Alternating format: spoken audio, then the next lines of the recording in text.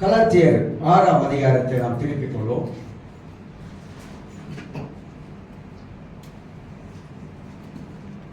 கலாத்தியர் 6ஆம் அதிகாரம்.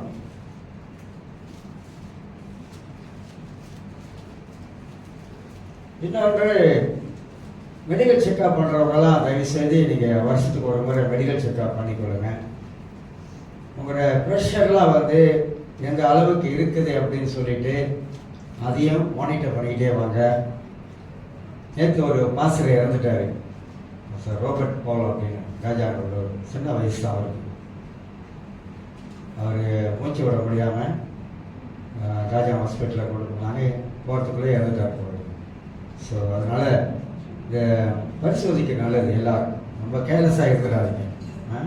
நான் கொஞ்சம் லேசாக நெஞ்சு ஏதோ லேசாக வலிக்குதுனாக்கா உடனே போய்ட்டு செக் பண்ணிக்கேன், சரிங்களா? கலாத்தியர் 6ஆம் அதிகாரத்தில் இருந்தால் நம்ம சில காரியத்தை நம்ம மத்தியிலே பேசிக்கொண்டு வருகிறேன், வாசிக்கிறேன்.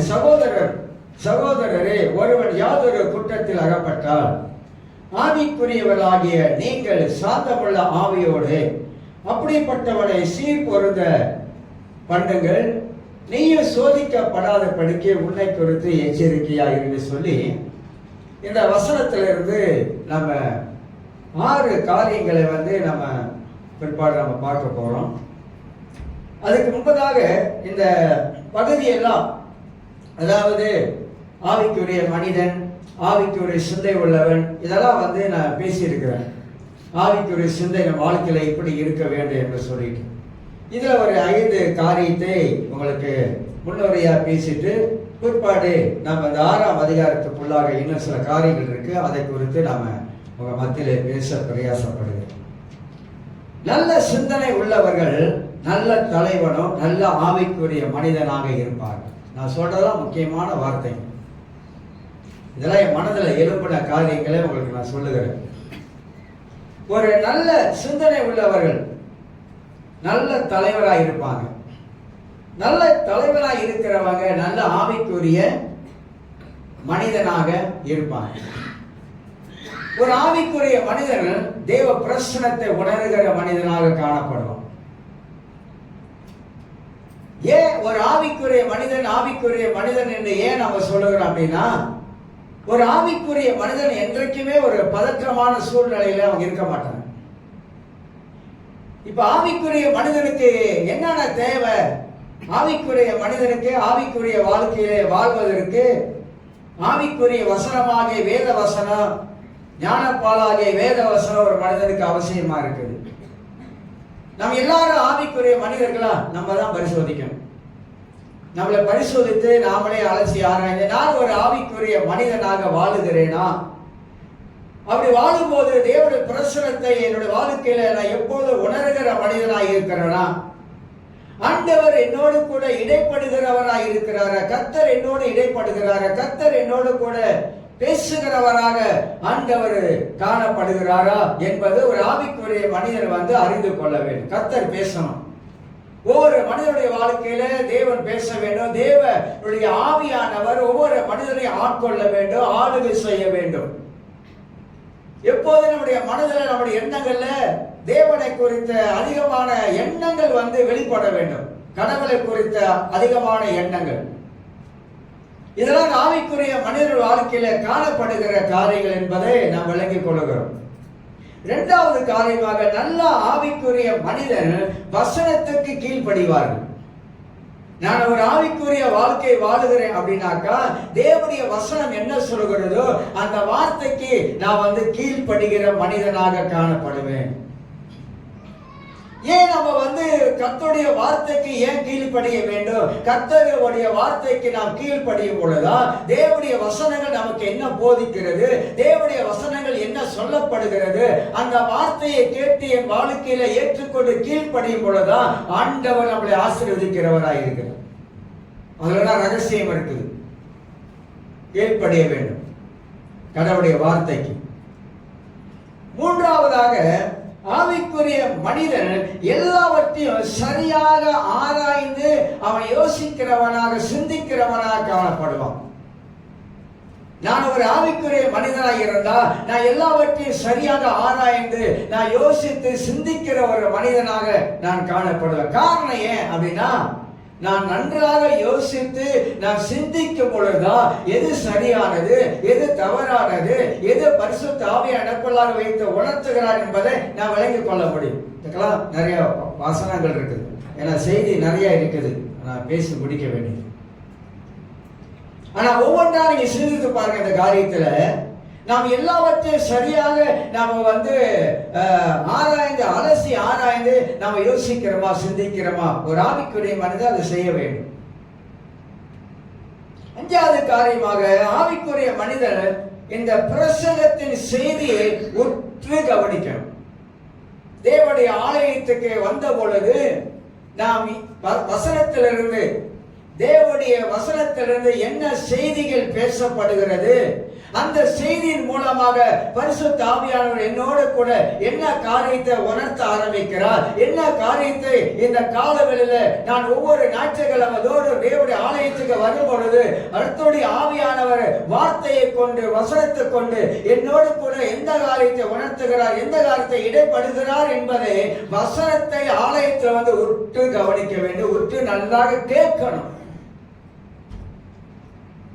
நிறைய பேருடைய வாழ்க்கையில ஏன் மாற்றம் இல்லை? ஏன் மாற்றத்துக்கு அவங்க ஏன் இடம் கொடுக்காம இருக்காங்க? கர்த்தருடைய வார்த்தை பேசலையா, இல்ல கர்த்தருடைய வார்த்தை கிரியை செய்யலையா? அப்படி இல்லை. நம்முடைய வாழ்க்கையில மாற்றங்களுக்கு நாம் இடம் கொடுக்காமல் இருப்பதற்கு தேவனுடைய வார்த்தைக்கு நம்ம முக்கியத்துவம் கொடுக்காம இருக்கிறோம். கேட்கிற தேவனுடைய வார்த்தையை நாம் உள்வாங்கிக் கொண்டு நம்ம இதயத்தில் வைத்துக் கொண்டு அந்த செய்தி நமக்கு என்ன பேசுகிறது அதை கவனிக்கணும். ஆலயத்தில் கடவுளுடைய செய்தியை கவனிக்கணும். இதெல்லாம் ரொம்ப ரொம்ப முக்கியமானது. நான் ஊழியத்தில் வளர்ந்ததுக்கு முக்கியமான காரியம், சர்ச்சில் விசுவாசியா இருக்கும்போது ஆலயத்தில் தேவனுடைய வார்த்தையை உன்னிப்பா கவனிப்பேன். அது மட்டுமல்ல, இன்ன வரைக்கும் எந்த கூட்டத்தில் போய் உட்கார்ந்தாலும், எந்த ஊழியக்காரர் பேசினாலும் நோட்ஸ் எல்லாம் எடுத்துருவேன். என்ன பேசுறாரு, ஏன் அதை நம்ம எடுக்கிறோம் அப்படின்னா, அதை என் மனதுக்கு பதிவதற்காக, மீண்டும் அதை திருப்பி பார்க்க, மீண்டும் அதை யோசித்து பார்க்க அது எனக்கு உதவியா இருக்கும். அப்படிதான் நான் வளர்ந்தேன். அப்படிதான் படிப்படியாக என் வாழ்க்கையில அந்த வளர்ச்சி என் வாழ்க்கையில வந்தது.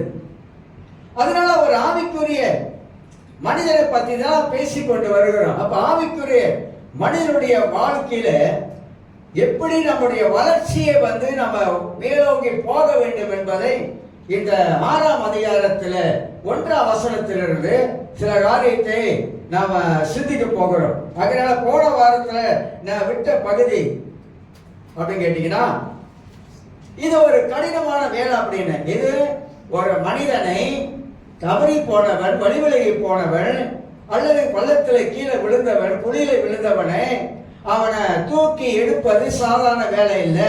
ஏன்னா நான் ஒரு ஆவிக்குரிய நல்ல ஒரு மனிதனாக, ஆவிக்குரிய மனிதன் தான் ஆவிக்குரிய தலைவனாக இருக்க முடியும். ஒரு ஆவிக்குரிய மனிதன் ஏன் தலைவனாக இருக்க முடியும்னாக்கா, தலைவனாய் இருக்கிறவனுக்கு ஆவிக்குரிய தன்மை இருந்தால் தான் அவன் தலைவனாக இருக்க முடியும். இதெல்லாம் ரொம்ப முக்கியமான வார்த்தைகள். ஏன் இந்த ஆவிக்குரிய மனிதன் தலைவனாய் இருக்கும்போது அவனுக்கு ஆவிக்குரிய தன்மை இருந்தாதான் அவன் சரியாக அவன் வழி நடத்த முடியும். இந்த மாதிரி விழுந்தவர்களே ஆவிக்குரிய மனிதனாய் இருக்கும் பொழுதுதான் அவங்களை பக்குவமாக, மெதுவாக தேவன் பக்கம் கொண்டு வருவதற்கு உதவியாக இருக்கும் என்று போன வாரங்களில் சில வார்த்தை எல்லாம் பேசினேன். இன்றைக்கு நாம் எதற்காக அழைக்கப்பட்டிருக்கிறோம் என்று அறியணும். எதற்காக நான் அழைக்கப்பட்டேன்? என் வாழ்க்கையில ஆண்டவர் என்ன ஒரு அழைப்பை வச்சிருக்கிறாரு? என் வாழ்க்கையில அந்த அழைப்பு நான் அறிந்து கொண்டானா? எனக்கு ஆண்டவர் என்ன அழைப்பை வைத்து ஆண்டவர் நடத்துகிறார் என்பதை முதலாவது என் வாழ்க்கையில ஆண்டவருடைய அழைப்பை நான் சரியாக நான் வாழ்க்கையில அறிஞ்சிருக்கணும். நான் விசுவாசியா இருப்பதற்காக அழைக்கப்பட்டனா, அல்லது ஆண்டவர் ஏதோ ஒரு ஊழியத்தை என் வாழ்க்கையில வைத்திருக்கிறார் என்பதை நான் அறிந்து, உணர்ந்து, புரிந்து அதற்காக அழைக்கப்பட்டனா? அல்லது சபைக்குள்ளாக நான் சில ஊழியங்களை செய்வதற்காக ஆண்டவர் என்னை அழைத்து வச்சிருக்கிறாரா? எதற்காக என் வாழ்க்கையில் நான் அழைக்கப்பட்டேன் என்று நான் அறியேன். எதற்காக நான் ரட்சிக்கப்பட்டேன், அந்த ரட்சிக்கப்பட்டதுடைய நோக்கம் என்ன என் வாழ்க்கையில் என்பதையும் நான் விளங்கிக் கொள்ள வேண்டும். இதுல 4 காரியங்களை உங்களுக்கு நான் எடுத்து காட்ட பிரயாசப்படுகிறேன். முதலாவதாக, நாம் ஆவிக்குரிய மனிதர்கள், அதை ஒரிஜினல் படுத்திக்கணும். நான் அழைக்கப்பட்டதற்கு ஒரு நோக்கம் இருக்கிறது. அதை நான் எப்படி அறிந்து கொள்ளுகிறேன்? முதலாவது, நான் ஒரு ஆவிக்குரிய மனிதனா வாழுகிறேனா என்பதை முதலாவது அறிய வேண்டும். பாருங்க, உலகத்துல எல்லாரும் ரட்சிக்கப்பட்டிருக்காங்க கிறிஸ்தவங்க. ஆனா ரட்சிக்கப்பட்டவங்க எல்லாருமே ஆவிக்குரிய வாழ்க்கை வாழ்றாங்களா? இல்ல. ரட்சிக்கப்பட்டவங்க எல்லாமே ஆவிக்குரிய வாழ்க்கையில வாழல. ஏன் ரட்சிக்கப்பட்டவங்க எல்லாமே ஏன் ஆவிக்குரிய வாழ்க்கையில வாழல? அப்படி எல்லாரும் வாழ்ந்தான்னு சொன்னாக்கா ஐக்கியம் இருக்கும், நல்ல ஐக்கியம் இருக்கும், நல்ல ஒற்றுமை இருக்கும். அவங்க ஒருத்தருக்கு ஒருத்தர் தேவனுடைய அன்பை பரிமாறிக்கொள்வாங்க. அது மட்டுமல்ல, அந்த ஆவிக்குரிய மனிதனாய் இருக்கிறவர்கள் ஆவிக்குரிய சிந்தை உள்ளவராக வாழ ஆரம்பிப்பாங்க. நல்லதை கெட்டதை அழகா புரிஞ்சு கொள்வாங்க, விளங்கிக் கொள்வாங்க, அமைதியா இருப்பாங்க, பொறுமையா இருப்பாங்க. பல காரியங்களும் வாழ்க்கையில வேலை செய்யும். இன்னைக்கு கிறிஸ்தவ உலகத்தை நீங்க கொஞ்சம் எடுத்து நீங்க பாருங்க. கிறிஸ்தவ உலகத்தை கொஞ்சம் கவனிச்சு பாருங்க. ஊழியக்கார வட்டாரத்தில் கொஞ்சம் கவனித்து பாருங்க. விசுவாசிகளோட வட்டாரத்தில் கொஞ்சம் கவனித்து பாருங்க. ஊழியக்காரக்குள்ள சண்டை. இது ஆவிக்குரிய தன்மையா? நீங்க சொல்லுங்க. விசுவாசிகளுக்குள்ள சண்டை ஆவிக்குரிய தன்மையா? ஒரு ஆவிக்குரிய மனிதன் வாக்குவாதம் பண்ண மாட்டான், சண்டையும் போட மாட்டான். ஒரு ஆவிக்குரிய மனிதன் சார்ந்தவுள்ள மனிதனாக காணப்படணும். நம்ம கற்றுக்கொள்ள வேண்டியது நிறைய இருக்குங்க, நிறைய இருக்குது. கர்த்தரே என் வாழ்க்கையில எவ்வளோ காரியத்தை கற்றுக் கொடுத்தார். சோதனை நேரத்துல, பிரச்சனை நேரத்துல, போராட்டமான நேரத்துல, நம்மளை 10 பேர் தீமையா பேசுற நேரத்துல, பின்னால பேசுற நேரத்துல, பல காரியத்துல எப்படி இருக்கணும் என்பதை ஜெபத்துல போய் உட்காரும் பொழுது அமைதியா இரு. அது ஒண்ணுதான் கர்த்தர் சொல்றார், அமைதியா இரு. எத்தனையோ முறை நான் ஜெபிக்கும் போதெல்லாம் அமைதியா இரு, பொறுமையா இரு. இதைத்தான் கர்த்தர் கற்றுக் கொடுத்தாரு. போய் வாக்குவாதம் பண்ணாத, சண்டை போடாத, உனக்கு அவங்களுக்கு ஒரு வித்தியாசம் இருக்கு. இதெல்லாம் நம்ம ஆவிக்குரிய மனிதனாக வளரும் பொழுது கர்த்தருடைய ஆவியானவர் தேவ பிரசன்னத்தை ஆவிக்குரிய மனிதனாக இருந்த உணரும் பொழுது இதெல்லாம் நமக்குள்ள இருக்கிற ஆவியானவர் நம்மோடு கூட இடைப்பட்டு சொல்லி கொடுக்கிறார். அப்படி சொல்லிக் கொடுக்கும் போது அந்த வார்த்தைக்கு நான் கீழ்ப்படுகிறேன் தெரியுங்களா? அதுதான் ஆசீர்வாதத்தின் படி. எப்போதெல்லாம் ஆவியானவர் என்னோடு கூட நம்மளோடு கூட இடைப்படுகிறாரோ, பேசுகிறாரோ, அப்போதெல்லாம் அவருடைய சத்தத்துக்கு நான் கீழ்ப்படியும் போது அதுதான் நம்முடைய வாழ்க்கையில மேல் படிக்க கொண்டு வருது. ரொம்ப டஃப்பான நேரங்கள் இருக்குது, நல்லா இருந்த நேரங்கள் இருக்கு. பிரசங்க 3ஆம் அதிகாரத்துல அழகா சொல்றாரு, தெரியுதான் எழுதி வச்சிருக்காரு ஆவியானவர். பிறக்க ஒரு காலம் உண்டு, இறக்க ஒரு காலம் உண்டு, நட ஒரு காலம் உண்டு, நட்டத ஒரு காலம் உண்டு, அள ஒரு காலம் உண்டு, சிரிக்க ஒரு காலம் உண்டு. எல்லாத்துக்கும் ஒரு காலம் இருக்கு. காலத்தை கர்த்தர் நிர்ணயிச்சு வச்சிருக்கிறாரு.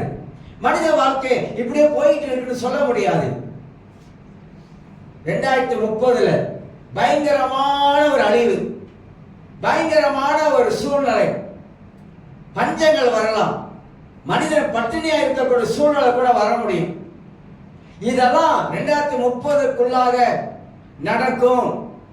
உலக போர் மூலமாக, 3வது உலக போர் மூலமாக நடக்க ஆரம்பிக்கலாம். அப்ப இதெல்லாம் வேதத்துல எழுதப்பட்ட சத்தியம்.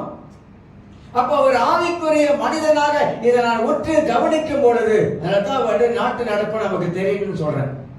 மலேசியாவுடைய நிலைமை என்னவா இருக்குது, உலகத்துல நடக்கிற காரியங்கள் என்னவா இருக்குது, பைபிள் என்ன சொல்லி இருக்குது, கடைசி காலங்கள்ல எப்படியெல்லாம் நடக்கும் என்பதை வேதம் சொல்லி இருக்கிறது.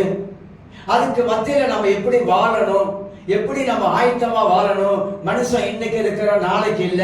வேதம் சொல்லுகிறது, இன்னைக்கு பூக்கிற பூ சாயந்தரத்துல பார்த்தா கீழே விழுந்து கிடக்குது. மனித வாழ்க்கை அப்படி, காலையில பூ பூக்குது, சாயந்தரத்தில் விழுந்து கிடக்குது.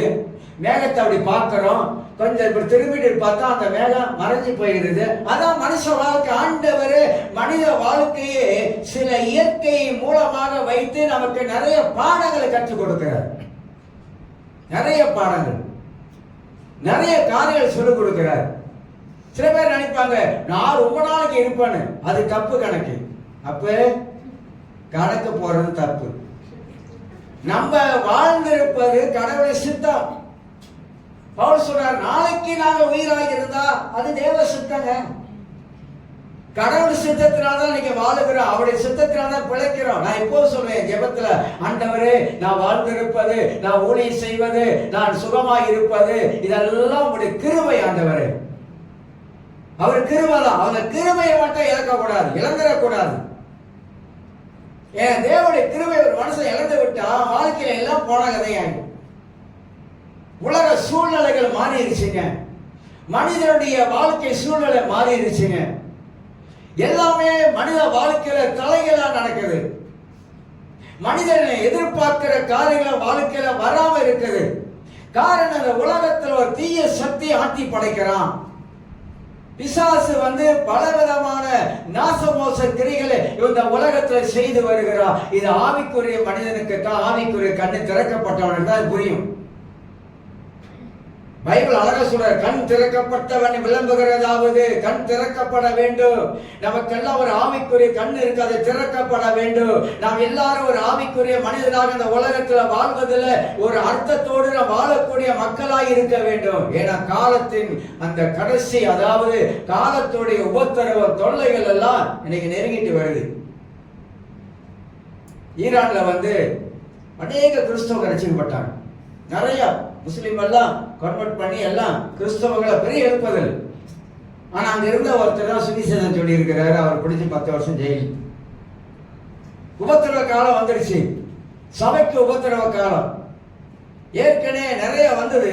ஆனா இனி வரக்கூடிய காலங்கள் சபைகளுக்கு பயங்கரமான உபத்திரவ காலங்கள் வைக்கப்பட்டு இருக்கிறது. அப்ப நம்ம புலம்பக்கூடாது. ஏன்னா ஆண்டவர் சொன்னதுதான். அதனால நம்ம எப்படி வாழ வேண்டும் என்பது முக்கியங்க. நம்ம இந்த ஆவிக்குரிய வாழ்க்கையை கட்டி எழுப்பும் பொழுதுதான் சோதனை காலத்துல நம்மளால நிக்க முடியும். பலவிதமான அலைகள் நம்மளை அடிக்கும் பொழுது நம்ம நிக்க முடியும். நிக்கணும். கிறிஸ்தவர்கள் நிக்க பழகி கொள்ள வேண்டும். எல்லாமே கர்த்தர் ஆசீர்வாதம் என்று நம்ம சொல்லி நினைச்சிடக்கூடாது. ஆண்டவர் என்னை ஆசீர்வதிக்க மாட்டாரு, நான் ஏன் அவளை கஷ்டப்படுறேன், நான் ஏன் அவளை பாடுபடுறேன் அப்படி என்ற ஒரு எண்ணத்துக்குள்ள போயிடக்கூடாது. ஏன்னா நம்ம இருக்கிற இந்த காலத்தை விட அந்த காலத்துல வாழ்ந்தவர்கள் இதை விட கொடூரமான கஷ்டத்துக்குள்ள போயிருக்கிறாங்க. சிங்கங்களுக்கு இரையாய் இருக்கிறாங்க. பலவிதமான கொடுமைகளை அனுபவிச்சிருக்கிறாங்க. சைனா தேசத்துடைய சரித்திரங்களை கொஞ்சம் புரட்டி பார்த்தீங்கன்னாக்கா, அந்த காலத்துல சைனா தேசத்துல எந்த அளவுக்கு பயங்கரமான சித்திரவதைக்கப்பட்டாங்க தெரியுமா கிறிஸ்தவர்கள். இன்னைக்கு சைனாவில் 200 அண்டகரம் சபைகள்லாம் சாத்தினான். சைனாவில் 200 அண்டகரம் நடக்கும். ரகசியமா வீடுகளில் கூடி அங்க ஆராதிப்பாங்க. பப்ளிக்கா செய்ய முடியாது, அரசாங்கத்து அனுமதி. அங்க ஒரு செய்தி கொடுக்கணும் அப்படின்னாக்கா அந்த செய்தி தலைப்பு எல்லாம் போட்டு அரசாங்கத்துக்கு அனுப்பி அவன் எல்லாத்தையும் பார்த்துட்டு அப்புறம் தான். உலகம் முழுவதும் இன்னைக்கு பயங்கரமான நிலைமைகள் ஏற்படுது. கிறிஸ்தவருக்கு நிறைய துன்பங்கள் வரக்கூடிய சூழ்நிலைகள் வந்து கொண்டிருக்கு.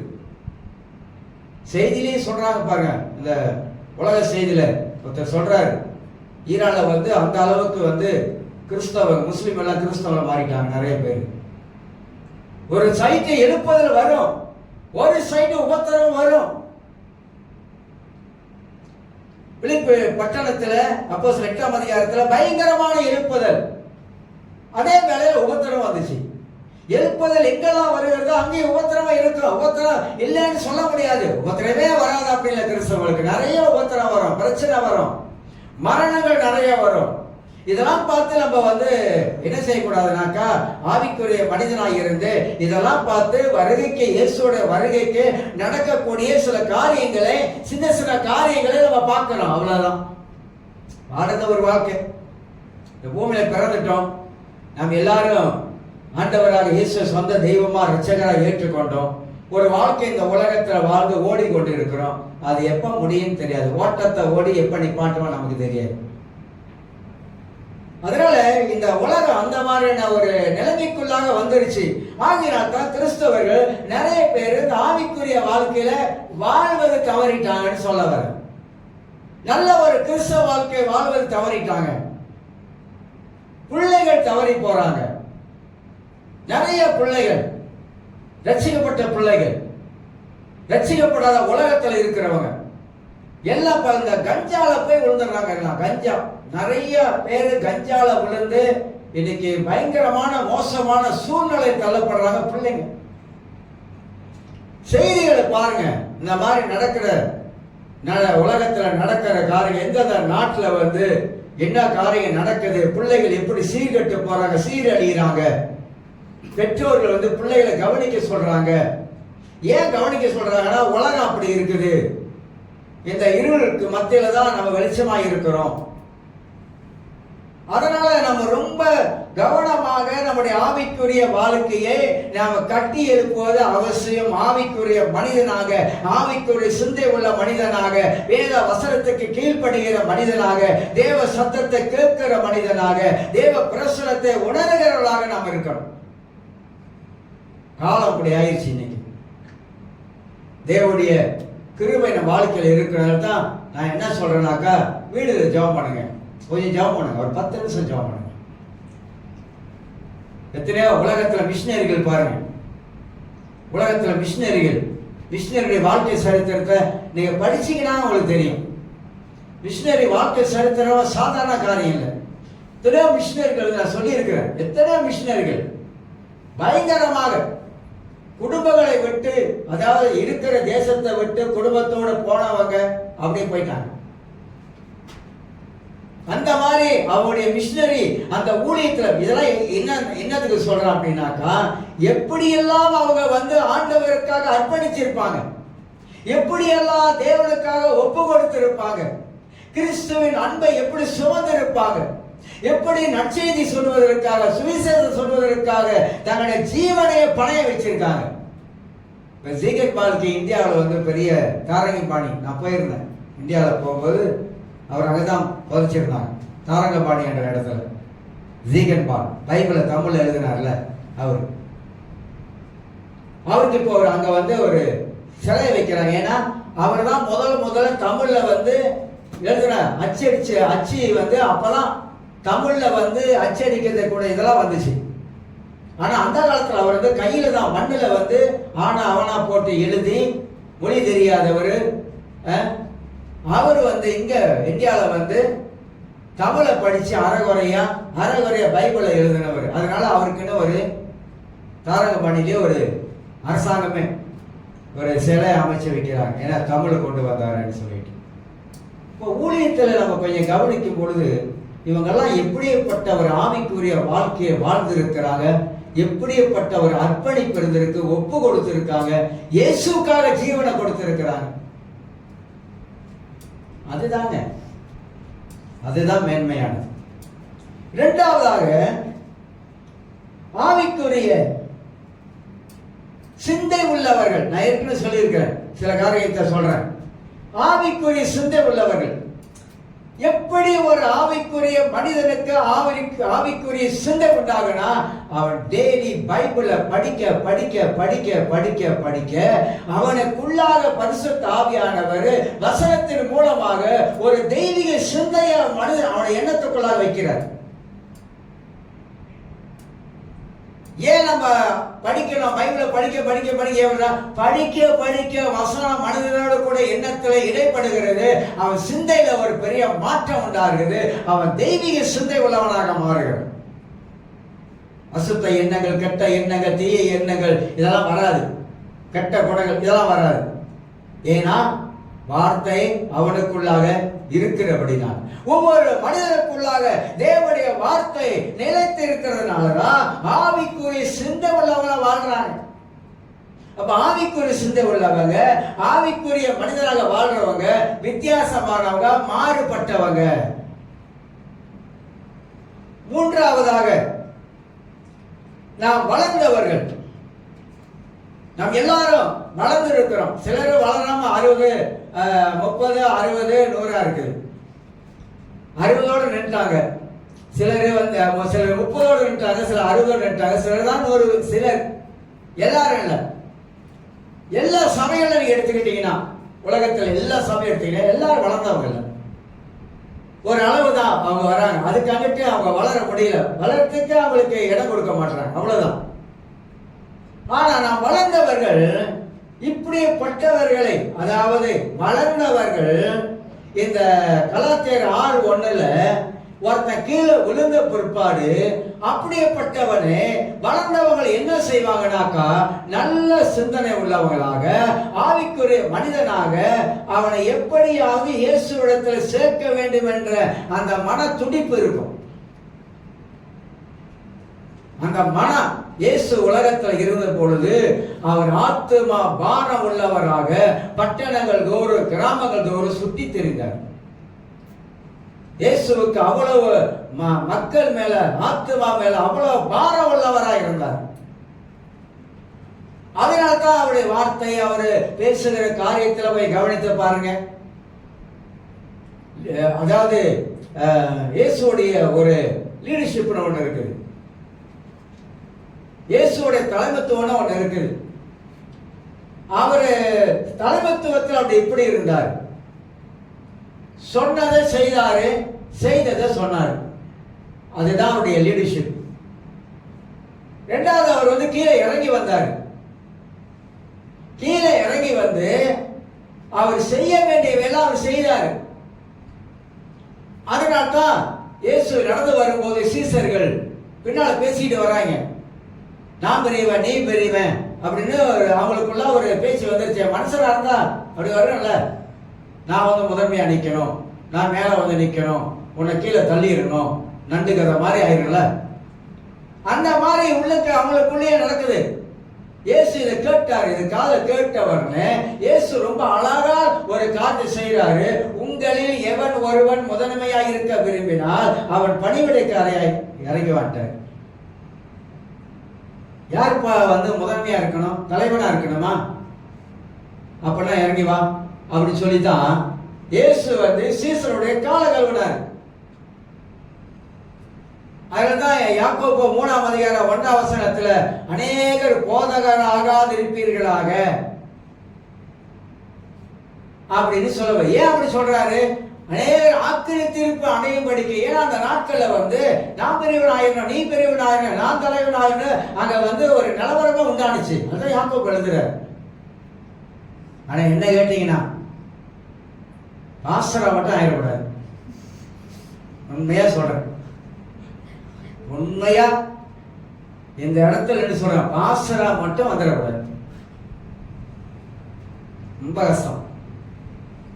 நெஞ்சு வலி வராதவங்களுக்கு நெஞ்சு வலி வந்துடும், ஹார்ட் அட்டாக் வராதவங்களுக்கு ஹார்ட் அட்டாக் வந்துடும்.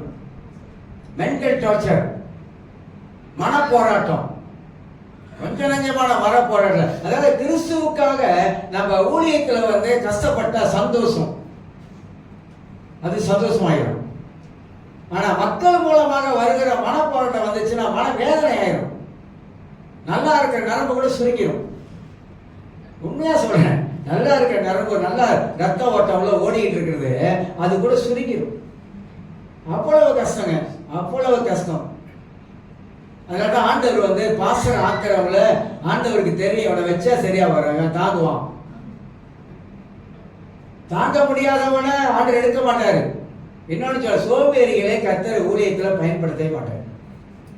பைபிளே படிச்சு, நான் சொல்லல, பைபிளே எழுதிருக்கு. மீனவர்கள் எல்லாம் சுறுசுறுப்பான வேலை செய்யறவங்க. ஆனா போராட்டம், நிறைய போராட்டம் இருக்குது. அந்த போராட்டத்தை மத்தியில தான் நாம ஒரு ஆவிக்குரிய மனிதனாக பார்க்கணும். 12 காரியம் இருக்குது. ஒரு ஊழியனுக்குள்ளாக இப்படிலாம் வரும்போது அவன் எப்படி இருக்கணும் அப்படின்றது 12 காரியம் இருக்குது. அதனால இதெல்லாம் வந்து நம்முடைய வாழ்க்கையில கோத்ரூ பண்ணணும். அப்படின்னாக்கா அதிகமாக ஜெபிக்கணும். அதிகமாக ஜெபித்தாதான் இதெல்லாம் நம்முடைய வாழ்க்கையில வந்து கடந்து போக முடியும். ஜெபிக்காவிட்டா பிசாசு வந்து நம்மளை கீழே தள்ளி முதுகுல மிதிப்பான். தொம்மு தொம்மு தொம்மு தொம்முன்னு முதுகுல மிதிப்பான். ஊழி என்பது ரகசியம். என்ன ரகசியம்?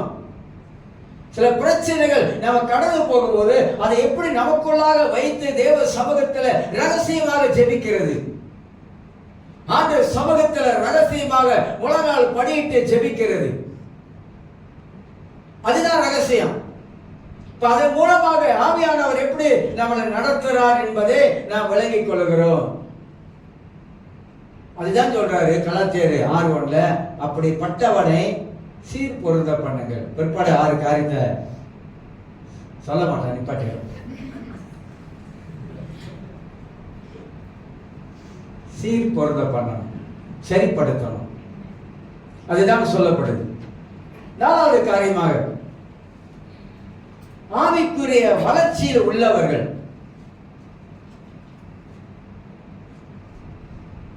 இந்த ஆவிக்குரிய வளர்ச்சியில வரும்போது அனுபவசாலியா இருக்கும். அனுபவசாலியா இல்லாவிட்டா, ஆவிக்குரிய வாழ்க்கையில வளர்ந்தவங்களுக்கு அனுபவசாலியா இல்லாவிட்டா எல்லாம் பழசாயிரும். ஏன் அனுபவத்தை வந்து ஏன் பேசுறோம் அப்படின்னாக்கா, அனுபவம் நம்முடைய வாழ்க்கையில சில பாடங்களை கற்றுக் கொடுத்துருக்கு. ஒவ்வொரு மனிதனுக்கு சில அனுபவங்கள் இருக்குது. அந்த அனுபவத்தை திரும்பி பார்க்கும்போது நம் வாழ்க்கையில ஏதோ ஒரு காரியத்தை ஆண்டவர் அதை கற்றுக் கொடுத்திருக்கிறாரு.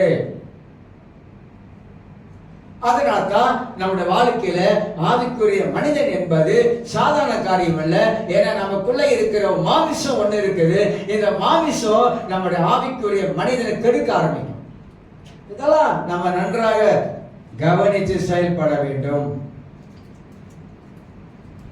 இந்த ஆவிக்குரிய மனிதனாக வாழும்போது இன்னொரு காரியத்தை அறிந்து கொண்டால், ஆவிக்குரிய மனிதன் அவசர குடுக்கையா இருக்கக்கூடாது, அவசரப்படக்கூடாது, எந்த விஷயத்திலும் அவசரப்படக்கூடாது. யாக்கோப்புடைய மகள் தீனா பெலிஸ்தர்கள் மூலமாக கெடுக்கப்பட்டார். யாக்கோப்புக்கு செய்தி வருது, யாக்கோபு தடா புட்டான்னு சொல்லி பிள்ளைகளை கூட்டிட்டு போய் வெட்டி கொண்டு சாத்தியலான ஓடல. யாக்கோப்பு அமைதியா பேசாம நின்னான்.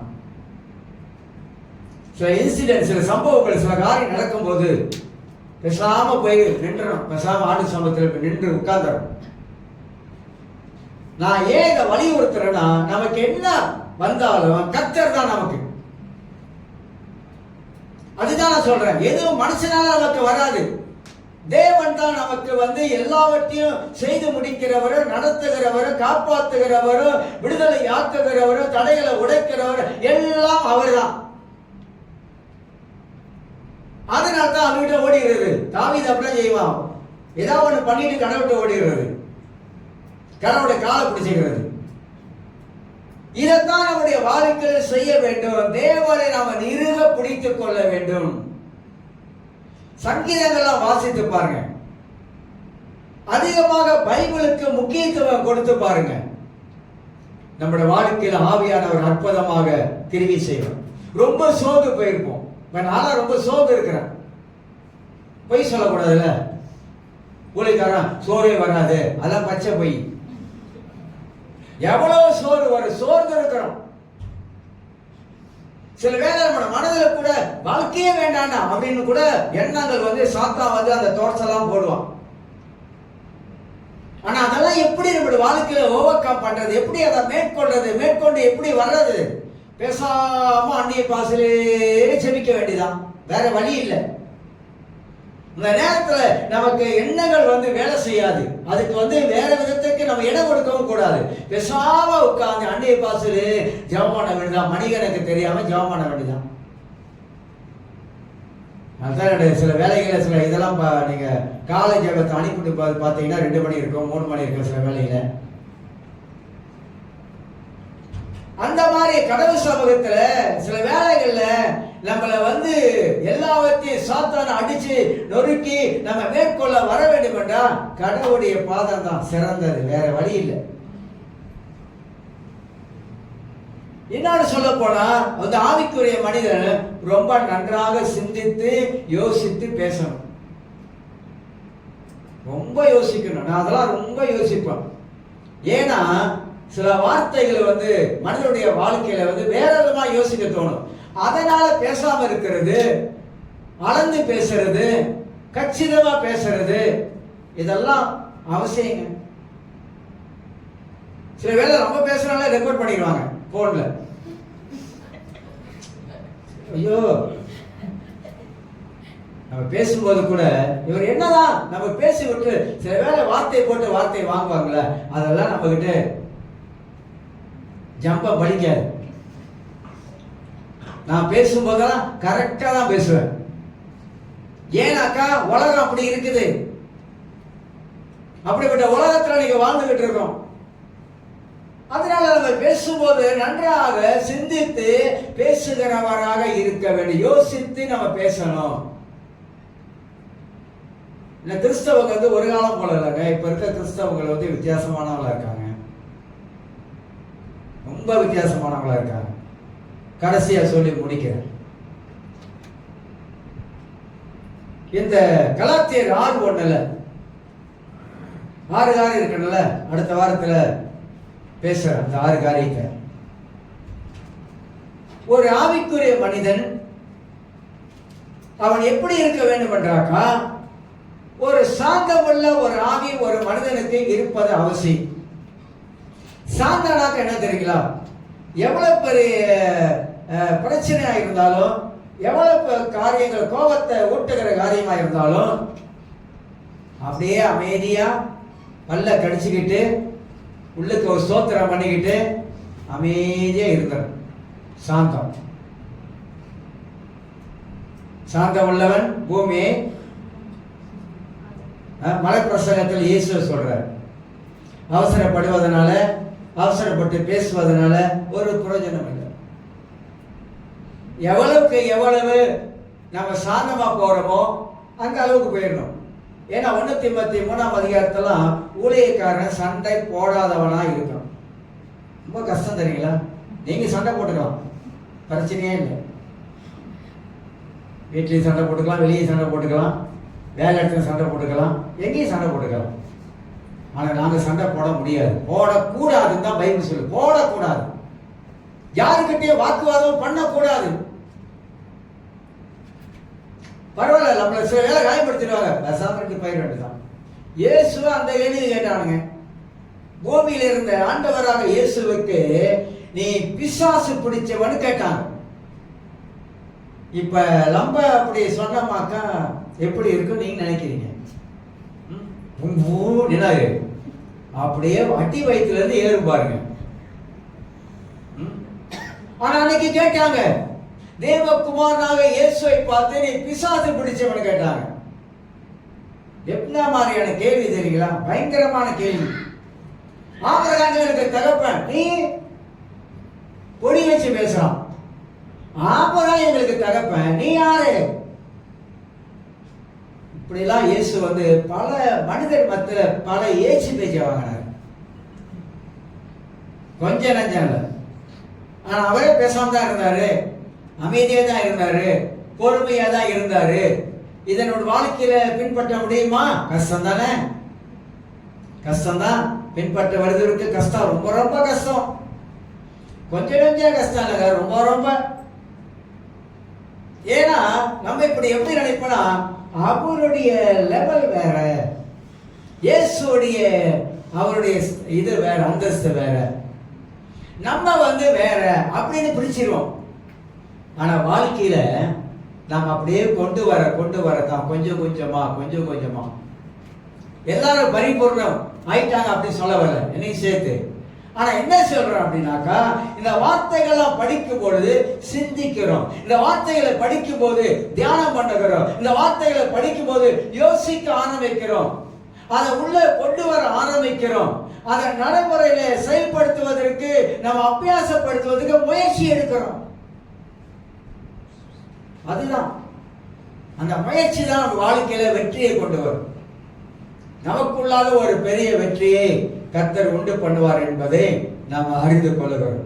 ஆகையினால எனக்கு அருமையானவர்களே, நாம் எல்லாருமாக ஒரு ஆவிக்குரிய ஒரு மனிதனாக, ஒரு ஆவிக்குரிய வாழ்க்கை வாழுகிறவனாக, விழுந்தவனை தூக்கி நிப்பாட்டுகிற மனிதனாக, விழுந்தவனை ஆசீர்வதிக்கிற மனிதனாக, விழுந்தவனை இயேசுவிடத்தில் ஒப்புரவாக்கக்கூடிய மனிதனாக நாம் செயல்பட வேண்டும் என்பது இந்த வேதம் அந்த அளவுக்கு தெளிவாக போதிக்கிறது. மற்றவங்களை குற்றவாளி என்று நியாயமே தீர்க்காதீங்க. ஒருத்தரையும் மற்றவர்களை குற்றவாளி என்று தீர்க்காதீங்க. இப்படி நீங்க கையை காட்டினீங்கன்னா மற்ற 4 பேர்ல உங்களை கை காட்டும், நம்மள கை காட்டும். யாரையும் தீர்ப்பு கொடுக்காதீங்க. அவங்க கடவுள்கிட்ட கணக்கு கொடுக்கட்டும். கடைசி காலத்தில் அவங்க கணக்கு கொடுப்பாங்க ஆண்டவருக்கு. நீதிமொழிகள் ஒரு வசனம் இருக்கு, 20ஆம் அதிகாரத்துல 30வது வசனம் நினைக்கிறேன். ஆண்டவர் சொல்றாரு, இந்த பூமியிலே ஆண்டவர் துன்மார்க்கனை மட்டுமல்ல நீதிமானை சரி கட்டுவார். எங்க சரி கட்டுவாரு? பூமியில வச்சு சரி கட்டுவார். எப்படி சரி கட்டுவாரு? சரி கட்ட வேண்டிய விதத்துல சரி கட்டுவார். வசனம்லாம் நம்ம வாழ்க்கையில படிக்கணுங்க. அப்ப ஆண்டவர் யாரையும் பாதுபட்சம் பார்க்கிற ஆண்டவர் அல்ல. அப்ப இருக்கிற காலத்துல ஆண்டவருக்காக ஒரே ஒரு வாழ்க்கை, அர்ப்பணிக்கப்பட்ட வாழ்க்கை, ஒப்பு கொடுக்கப்பட்ட வாழ்க்கை, ஆவிக்குரிய மனிதனாக, நல்ல சிந்தனை உள்ளவராக, நல்ல நம்ம வாழ்க்கையில இயேசு நல்லவர் என்பது போல நம்முடைய வாழ்க்கையில அந்த நல்லவர் நம் வாழ்க்கையில இருக்கும்போது சகலமும் நம்முடைய வாழ்க்கைக்குள்ள இருந்து நல்லதையே புறப்பட்டு விடும். நல்லதையே நம்ம யோசிக்க ஆரம்பிப்போம். அதுதான் வேதம் போதிக்கிறது. எல்லாரும் எழுந்திருக்கோம். ஸ்தோத்திரம் ஆண்டவரே.